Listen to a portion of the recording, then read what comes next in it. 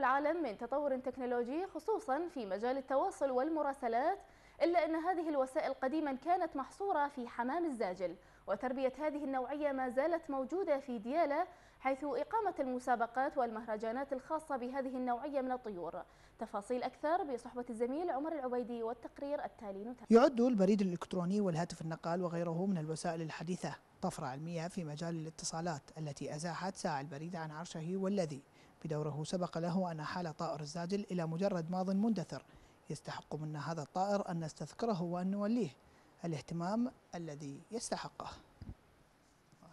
الطير الزاجل يمتاز بالرسائل من زمن كان ذولا التتار يتعاملون بالرسائل وبالهذا، فالطير الزاجل مميز من دون الطيور، لأن هو شو ما تقول عنده عدسات بعيونه، يشوف بوصل اكو براسه فيتوجه بالاتجاه الصحيح، فاستعملوه حتى بالحروب، حتى بزمن اتذكر يعني ما يقال بريطانيا وغيرها يستعمل هذا الطير الزاجل.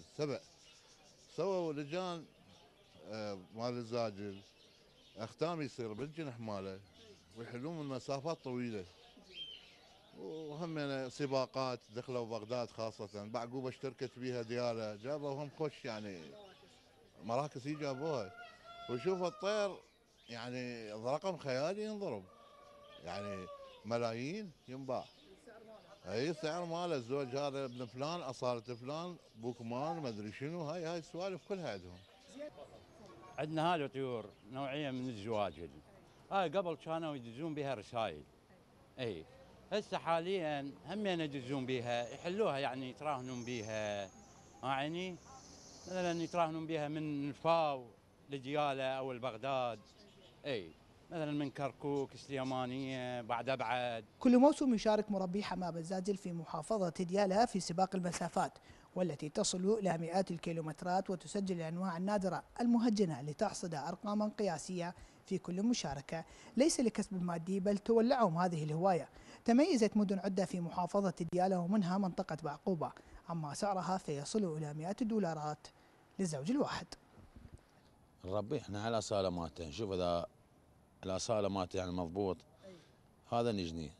اكو بيهن بعض زواج يعني ما السوق هذني ما نخليهن. ان نجرب فراخ شلون هسه مثل هذا الصغير نجربه، اول حله مثل نحله من مكان هو صغير ونشوفه اذا اجى يعني امهاته اصيلات، ونوصل بعد بيهن مراحل. يعني مسابقات؟ اي مسابقات دخلنا وصلنا بيهن للعزير وعبرنا العزير، وصلنا للبصره، محافظه البصره وقفنا بالبصره بعد ما حلينا. حليت طير عندك من البصره؟ اي عندي محلولات هوايه. ورجعان طير؟ اي رجعان. زين. واللي تاخر يعني اذا تاخر نفس اليوم مطب هذا مو من ما يعتبر. لا ما يعتبر.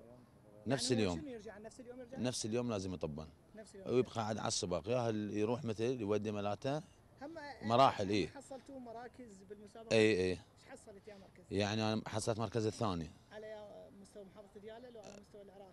لا على ديالى. على ديالى حصلت مركز ثاني. اي الثاني. موجود هذا الطير هسه؟ اي موجود.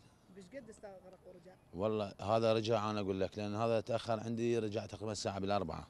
صفاته طير الزاجل ومواهبه جعلته محطة اهتمام الإنسان منذ سنين طوال، فهو ساعي البريد السريع الأول وظل رمز المثابرة والتحدي لزمن ليس قصير، حتى صار يتأثر به الإنسان وبسلوكياته في زمن العلوم والتكنولوجيا، وربما سيكون غير ذلك، فهو طير العجب والتعجب دائما. من بعقوبة عمر العبيدي، قناة ديالى.